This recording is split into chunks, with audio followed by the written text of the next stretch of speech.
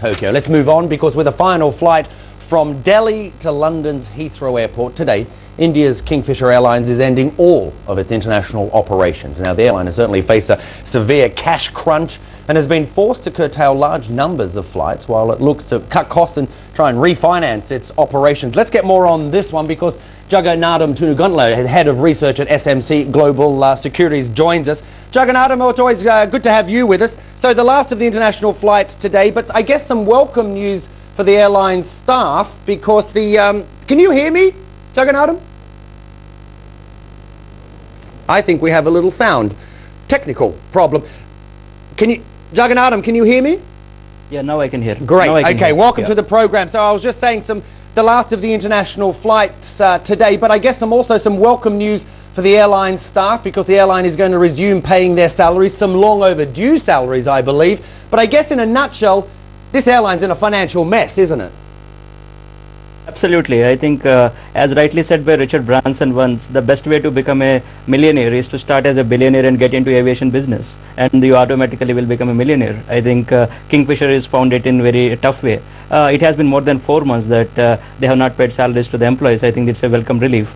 And secondly, the current market cap of the company is about $200 million, and the company is having about $1.4 billion of debt, so it's about 7 times. So the company is staring at very tough times. Even if FDI, that is foreign direct investment, is allowed into the aviation industry in India, still I don't think the problems of the company are going to go away so soon.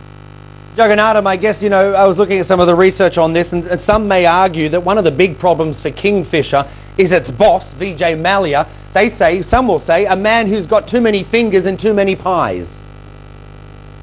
Yeah, he has many businesses. He was a very successful businessman in the liquor business, and whatever the cash that is generating out of that business, he tried to venture into the Kingfisher, the aviation business. As you would appreciate, it's arguably one of the toughest businesses to do in the world, especially when you don't have control on the oil prices. So I think even if some new foreign entity comes and acquires the company, there is a very big change, probably the change of the management. Then only the survival of the company may be existing. I think probably the company is standing at such a precarious point where the Vijay Mallya has to take some tough decision. Either he has to go ahead or to close down completely.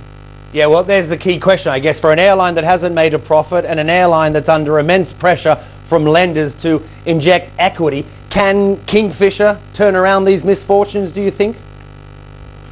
Somehow I don't think so, because in India the major point is that the customers are generally cost conscious. They are not brand conscious. They generally travel in that airline where they get the cheaper ticket instead of going with the popular brand. For example, Indigo, which is a low cost airline, the people tend to travel in that. It doesn't have the kind of brand image that Kingfisher has, but still there is it generally comes out with the cheaper cost tickets. In that sense, the full cost airlines like Kingfisher and Jet Airways have to be very, very difficult business to do in India, considering the customer mentality.